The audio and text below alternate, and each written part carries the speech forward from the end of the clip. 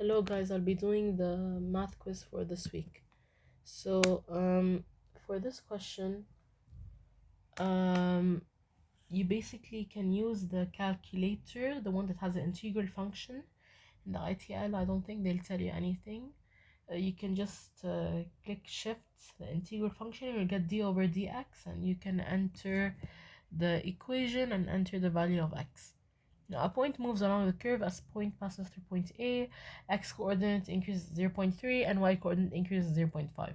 So we know the chain rule, dy over dt is equal to dy over dx multiplied by dx over dt. Okay, the x coordinate. So basically the one that has x is 0.3, so we put it here. And the one that has y is 0.5, so right here.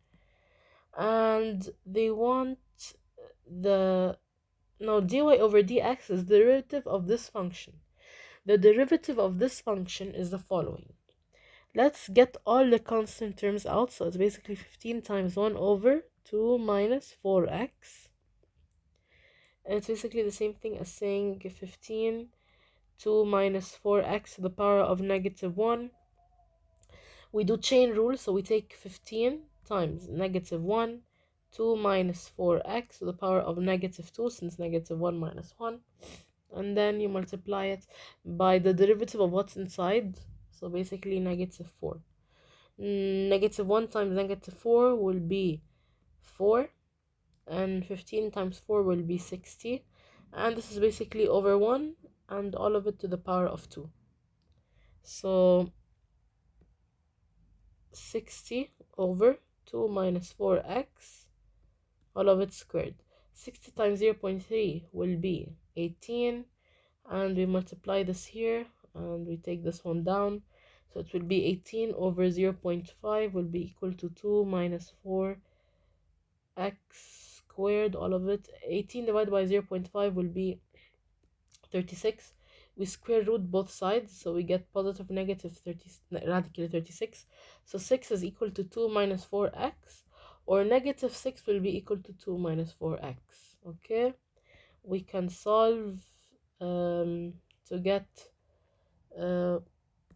we move 2 to the other side, so we get 4 is equal to negative 4x, and negative 2, negative 2, so negative 8 is equal to negative 4x. Here x will be equal to 2, and here x will be equal to negative 1. They put negative 1, and here we have 2.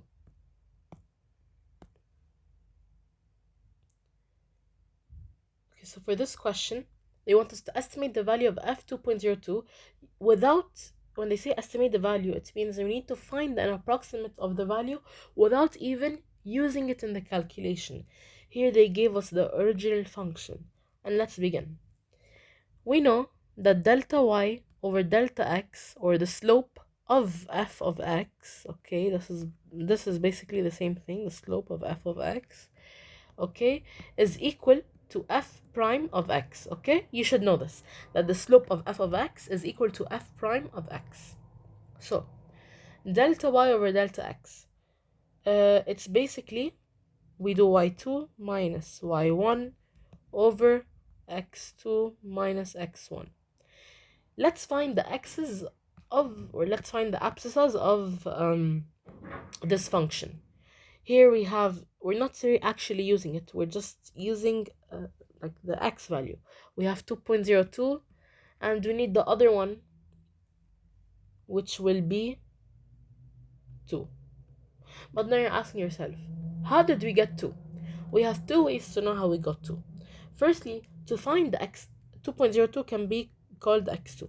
To find x1, we can compare it using this value, and we need to, like, to find x1, we need to find the value that's the closest nearest whole number to this decimal value, which will be equal to 2. Or, as you can see here, they isolated 1 over 0.02. It represents this denominator. So if x2 will be 2.02, and this will be equal to 0.02, you will find out that this value will be equal to 2.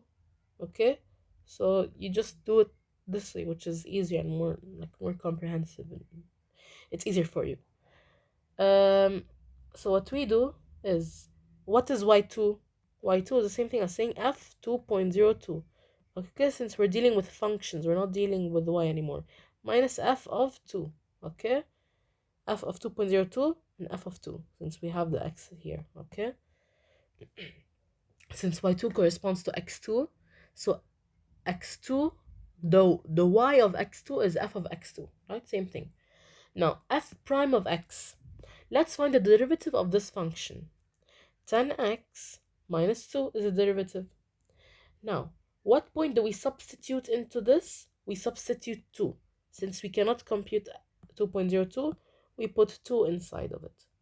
So 10 times 2 minus 2, which will be equal to 20 minus 2, which is the same as 18. So here we have 18. Now, what is f of 2? We need to find we can do the real value of f of 2, but we cannot do that for f prime f 2.02. So f of 2, we do 5, 2 squared minus 2, 2 plus 3, and we will get on the calculator 19. So we put 19 here, and yeah, 2.02 minus 2, we said 0.02, and here we have it. This is the answer right here. They took 0.02 outside, they put it here. Here we have 18, and it's f 2.02 minus 19. There's no need to solve it, they just ask for the last step. Okay. For this question, they want the local maximum and they want the local minimum, and for only the local maximum, they want to know the value of it. When they say they want to know the value of the local maximum, they ask for x and its value there, it means they want to know the y coordinates. So yeah, let's do it. Firstly, they gave us this function. Let's derive 3x squared minus 6x. This is y prime. Okay, we make it equal to 0, and we can put it on the calculator, but we will get x is equal to 0 and x is equal to 2. Okay, so we have 0 and 2, but we cannot just put them yet in there. We need to know which one is maximum and which one is minimum. So we can substitute either point. Let's put instead of doing either point, we can do something called SOS. I like to call it SOS, or same, opposite, same. In a cubic function, when we want to know if it's minimum or maximum, usually we do test point, right? But one way that it's easier than test point is using same, opposite, same. So we look at the sign of the first term, and we see that the sign is positive here. So we do the same sign, positive. Then we don't look at the other terms, you still look at the first term. The opposite of positive will be negative. And the same again, positive. So it will be increasing, since an increase means an addition. Then obviously decrease, then increase. So it will be here like this, and then down. This is local maximum, since at the top, and local minimum. Always the first one is x1. The second x will be x2. How do we know which one is x1, x2? We go in ascending order. Which number comes first in a line sequence or in a number sequence? Which number comes first? 0 comes first. So 0 is x1 and 2 is x2. So 0 x1 and x2, or the local minimum, will be 2. Local maximum 0. Now they want to know the value of when x is equal to 0. What do? We put 0 in the original equation. So 0 cubed minus 3 times 0 squared plus 13, and it will be equal to 13. Okay, so for this question, they want the velocity given the displacement. Always these questions, when they give you the rule for the displacement or distance, and they ask you for the rule for the velocity at a specific point, you derive. That's immediately what you do. What do? You derive. That's it. And when they want the acceleration, you derive from velocity to acceleration again. Okay, you must know how to do this process. So basically, just derive the equation. 3t squared minus 24t plus 45, and put in the values here. Okay.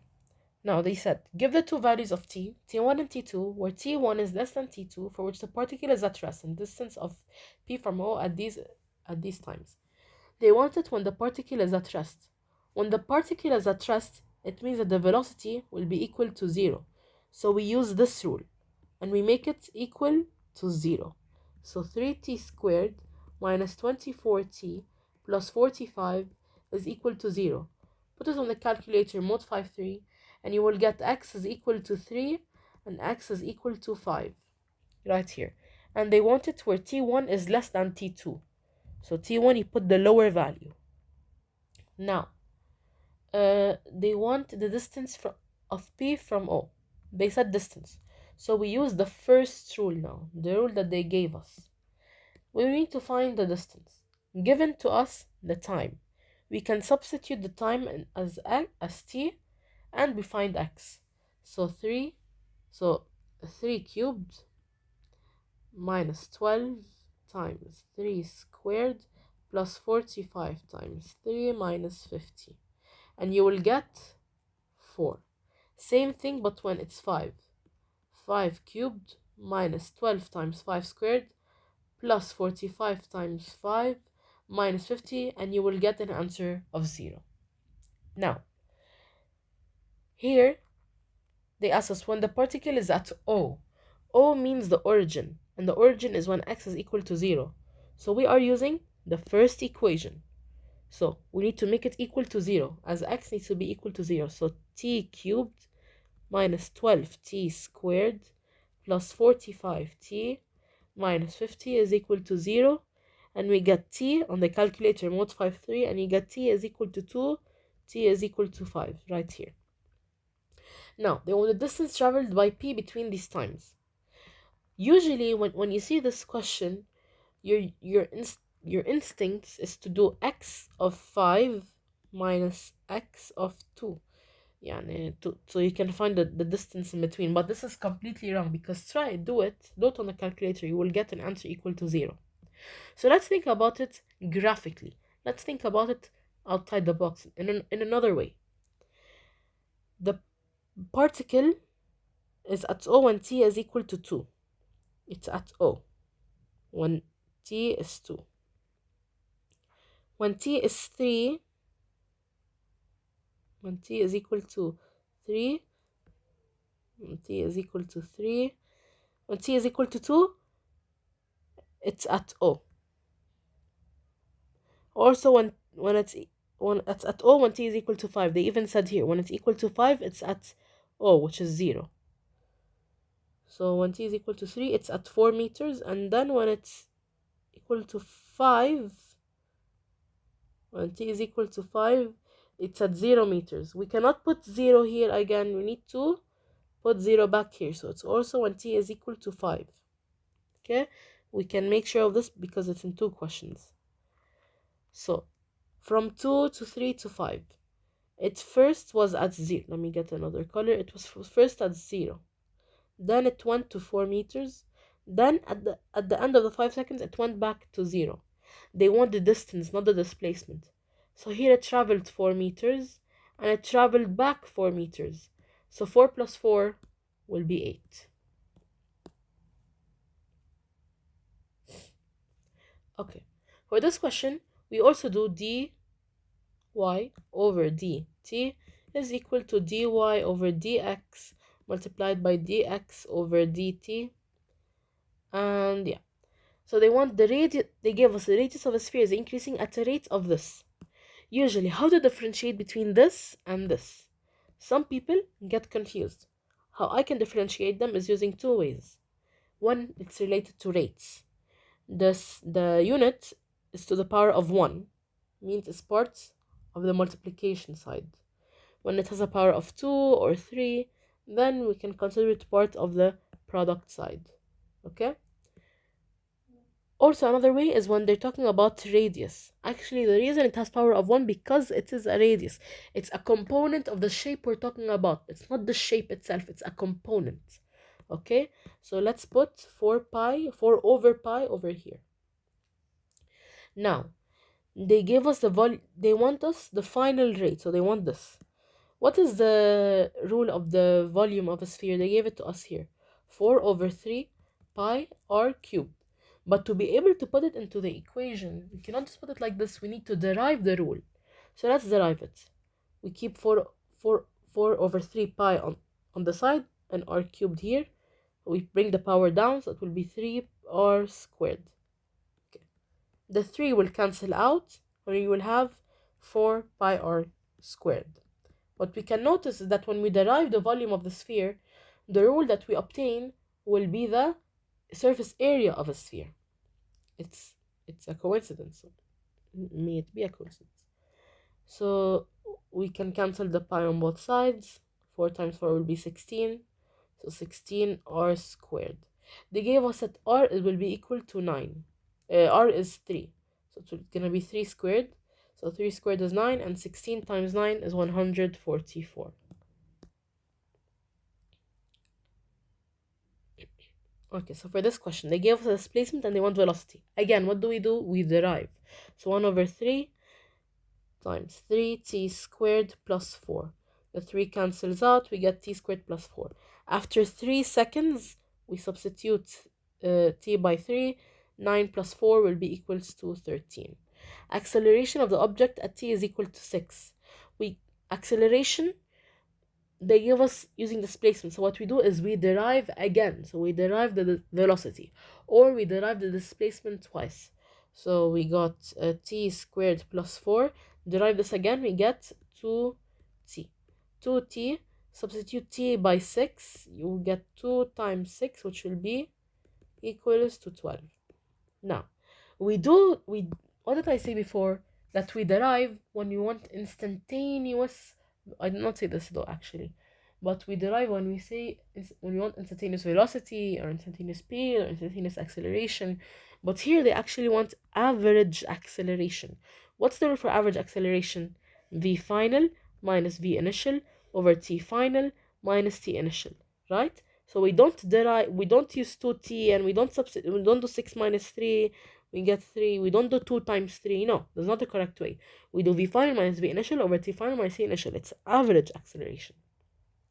We cancel it in the denominator. 6 minus 3. Okay, the answer will be over 3. Now, v final minus v initial. V final is basically the velocity at a specific instant at a final time. So this is where we can actually consider it as instantaneous velocity. So we use the rule for instantaneous velocity, which is t squared plus 4, and we sub in the points. We can sub in 6 in here. So 6 squared plus 4 will be equals to 36 plus 4, which is 40. So 40 minus t squared plus 4, but now we do it with 3. So 3 squared plus 4, and 9 plus 4 will be equals to 13. So 40 minus 13 is 27. Divided by 3, it's 9. Okay? Now, the acceleration is 0 at a specific time. So this is where we do actually derive the acceleration again, like we did in part B. We got 2t, and they want it when it's 0. So 2t must be equal to 0. What will be t? T is equal to 0.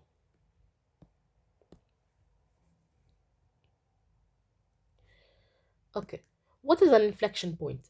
An inflection point is when we use the inflection point when we use the second derivative test. So when we make y double prime or f double prime x equal to 0 to find the point x at that. I will also explain it again. Take this. Let me draw. I forgot how to draw a cubic function like this. Okay. This is a local maximum, this is a local minimum, right? Max, minimum. This is the point. We can approximate this point. Here is where the maximum stops, and here is where the minimum begins. This point is called the inflection point because it changes from concave down to concave up, or vice versa. Okay, so let's derive this twice. 12x squared, derive it again, 24 x y double prime is equal to this, make it equal to 0, so x will be equal to 0. That's an inflection point. Okay, for this question they want the local minimum and the local maximum. What do we do when we see this? We derive the equation. So 6x squared plus 12x minus 48, we make it equal to 0. This is y prime, make it equal to 0. Mod 5, 3. You will get x is equal to 2 or x is equal to negative 4. But how to know if it's local minimum or maximum? What we can do is we can do SOS by putting this number here, whether it depends on local minimum or maximum, or we ignore the local minimum maximum and substitute it in the original equation to put it depending the y coordinate. We can either do SOS or substitute x in the x gotten from y prime into y. Either let's do the first one. We can do substituting x in the original equation. So we had 2 negative 4, right? Let's use 2. So 2 cubed plus 6 2 squared minus 48 2 plus 1. What's the answer of this? We'll get into the calculator. You will get negative 55. So you put 2 where there's negative 55 right here. Okay, there's 4 ways to do it. Well, 2, but and every way has either point you can use. The function is concave up or concave down. Okay, concave up and concave down. Immediately you do second derivative test. So derive this equation. We got 6x squared plus 12x minus 48. We derive it again to get 12x plus 12. This is y double prime. We make it equal to 0 like we did in the previous question. So 12x is equal to negative 12, and we get x is equal to negative 1. So negative 1 is the inflection point in which we put it on both places. Now, to be able to find the sign greater than or less than, there's actually 2 ways to do it. Either by test point or by memorizing the conditions. In my opinion, memorizing the conditions can be easier at times, but I easily tend to forget which one is which. So what I prefer to do is using test points, but these are not like the other test points. They're way easier to do. So you put negative 1 at the center, and you take a number line, and you put a number before negative 1, like negative 2, and you put a number after negative 1, like 0. And what we do is we had the y double prime is equal to 12x plus 12, and we substitute 0 in it.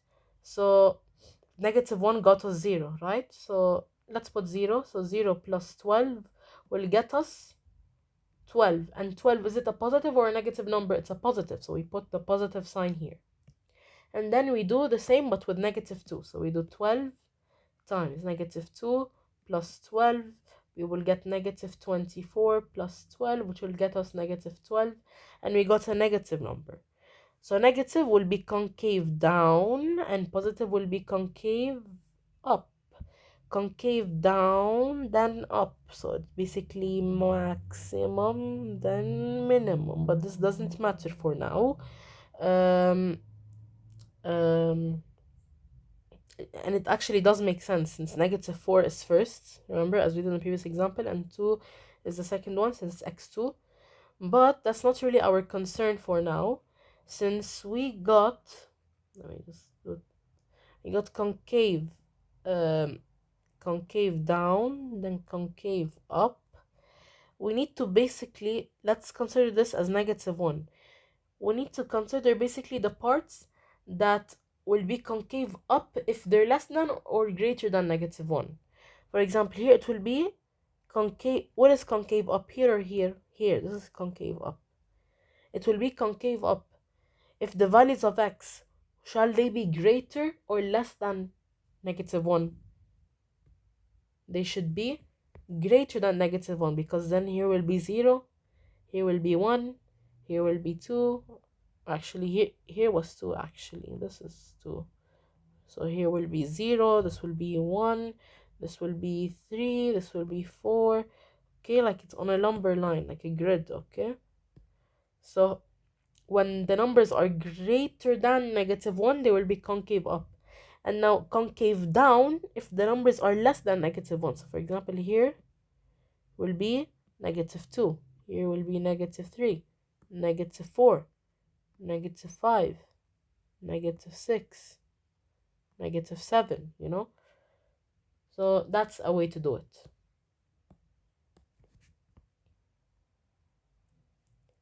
Okay, so for this question, we do dy over dt chain rule is equal to dy over dx multiplied by dx over dt. Now, they gave us the side of the cube, so a component, and it's to the power of 1. So basically, it's this one. This is 3. Surface area of a cube. What's the rule? 6s squared. You need to memorize this. It's gonna be basically here, but but we need to derive it. What's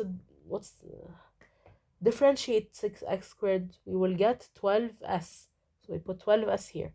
They gave us the side is 6. So 12 times 6. What's 12 times 6? 72. What's 72 times 3? 216. Okay, this question, they gave us a distance or displacement and they want the acceleration. So what do? We derive not once but twice. So 3t squared plus 1t, that's it. We do it again. 6t plus 1. 1t is equal to 2, so substitute t by 2. 6 times 2 is 12, plus 1 is 13.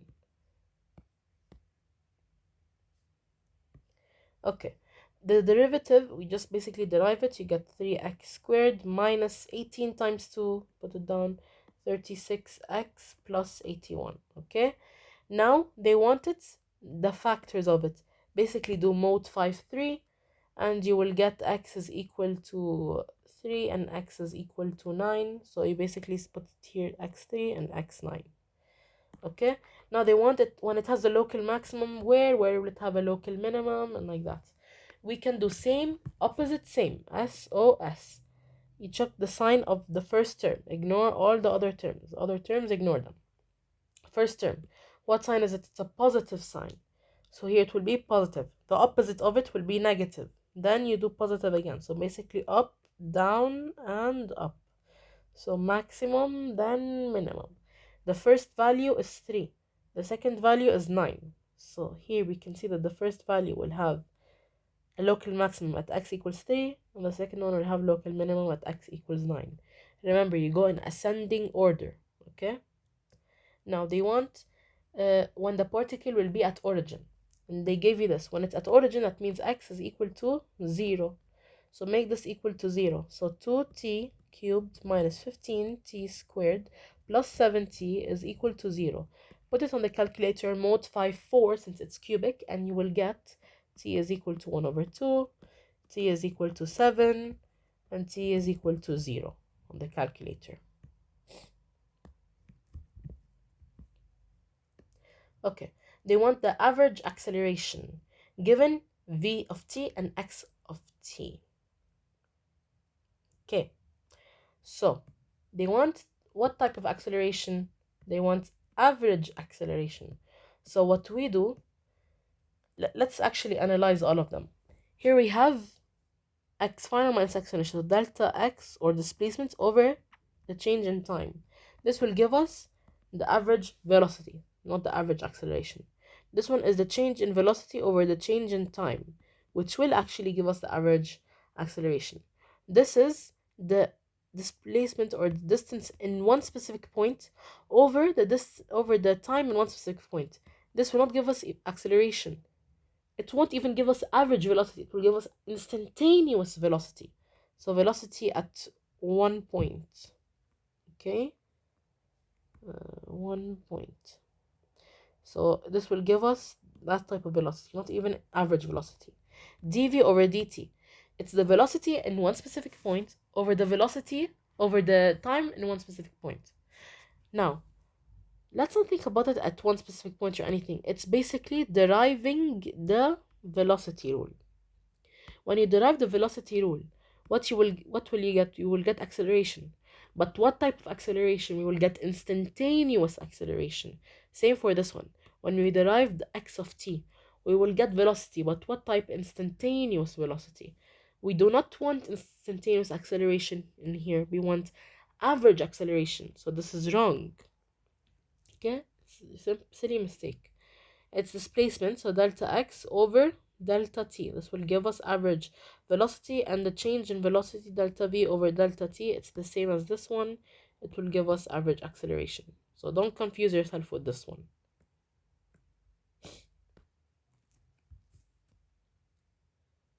Okay, In which interval is the graph of f of x is equal to negative x cubed plus 27x decreasing? Okay, let's derive this equation. First of all, follow my steps. You need to derive negative 3x squared plus 27. Okay, now put it in the calculator. Find the roots, or we can do it ourselves. Negative 3x squared minus 9. Okay, you will get x is equal to 3 and x is equal to negative 3. So, we know now the ordinates, but now that we have the ordinates, there's a way to solve this algebraically. Some people might find it easier to solve it algebraically. In my opinion, solving it algebraically has a lot of conditions, has a lot of hidden steps that can be a bit hard and overwhelming. That's why I prefer to do it graphically, and it's a bit easy.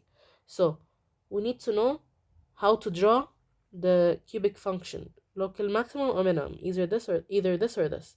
What will x1 be? X1 will be this one, x2 will be this one. The smallest value is x1. Now let's do s o s, same, opposite, same. So you look at the first term, not the second term. The first term, it has a negative sign, so the same will be negative, opposite will be positive, and the same will be negative. So decrease, increase, decrease.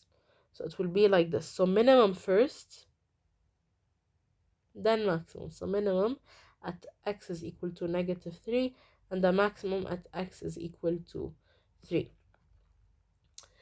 So we need to check where the graph is decreasing, where the values are decreasing.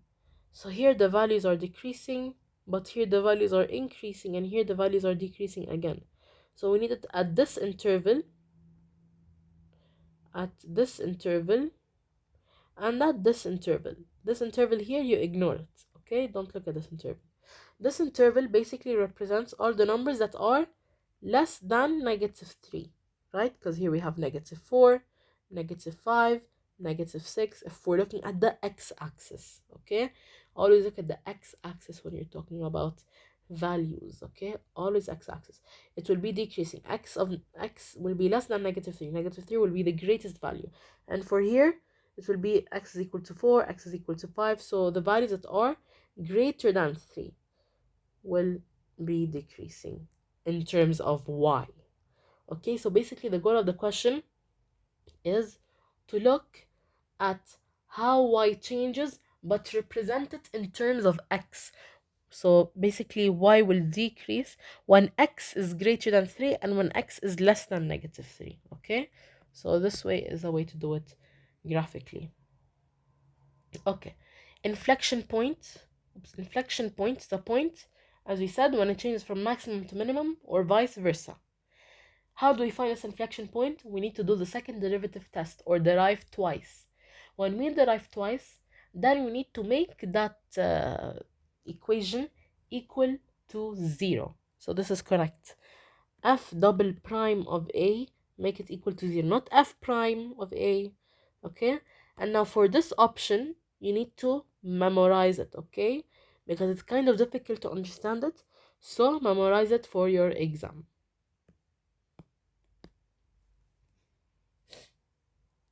Okay. Okay. So a hollow right circular cone, okay. They give us the volume of the cone. We know this, 1 over 3 pi r squared times height. Now, they told us that the height will not be directly given for us. Instead, they give it to us in terms of radius, that the height is equal to 9 times the radius. So we put 9r. We divide 9 here by it becomes 3, and r times r squared will become r cubed. So it will become 3 pi r cubed. So this will be it, because I want it in terms of r, since we don't have height, right? Now they want dv over dt. dv over dt is equal to dv over dx multiplied by dx over dt. Or let's say x in this place r, since we're talking about the radius. Okay, let's find dv over dt. dv over dr is basically the rule, but derived. So take this rule but derive it. Yeah, let's do it. How do we derive this rule? We put 3 down, so 9 pi r squared. So 9 pi r squared times dr over dt. Did they tell us the rate of the radius, how it's increasing or decreasing yet? No, they did not tell us the rate of increase. So we keep it dr over dt. So this is the correct answer. Now, we said previously that the height is equal to 9r, right? We figured this out. They said when the height of the water is 18, what will be the radius? 18 is equal to 9 times what? 9 times 2. So the radius will be equal to 2, right? So now we know the radius is equal to 2. Using this, 9 pi r squared. What's r 2? What's 2 squared? 4. Times. What's dr over dt? They gave it to us. But don't fall for the same trick as I just said. I'm completely wrong again. Dr over dt, we need to find it. Remember in the previous questions that I said, when they give you that the whole volume, not the component, when the whole volume is changing, or when the unit has a power, then this is the one that's isolated. When it does not have a power, or it's one component that the rate is changing, then it is included in the multiplication. So basically,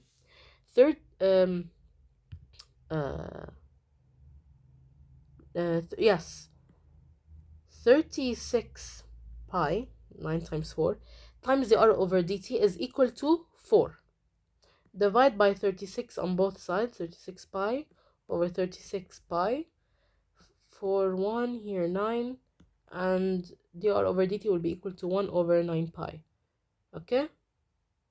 But it will be equal to negative 1 over 9 pi since we moved it to the other side, okay? It will not be a positive decimal, but a negative one, okay? So take note of that. I hope that you guys understood why 4 is not used as dr over dt but dv over dt. It's not a component, it's the whole thing itself, and it has a power like I previously discussed. So I apologize for the mistake that I almost did, but thank God I noticed. Last question. Okay, the same thing, chain rule. dv over dt is equal to dv over dr multiplied by dr over dt. dv over dt, they gave us that the volume of the sphere is increasing at a constant rate of 3 centimeter cubed. They gave us the unit with a power, and they told us that the volume is changing, not a component, the volume itself. So therefore this is 3, the one that's isolated. The radius is 4. Okay, the rate is given by this is the rate, 3 over k pi. Now dv over dr, the rule of the volume of a sphere is 4 over 3 pi r cubed. We derive this to get 3r squared. So 3 and 3 cancel out, and we get the rule of a surface area of the sphere. So we get 4 pi r squared, and they give us a radius is equal to 4. So times 4 squared, which will be 16, and 16 times 4 will be 64. So 64 pi. We divide by 64 on both sides. Actually 64 pi on both sides. It was 64 pi. And we're left with this. It's like a equal ratio. 3 on 3 on both sides, pi on pi. So we have 64 here. Okay, that's it. Hope you guys understood. If you have any questions, please ask me, and good luck in your exam.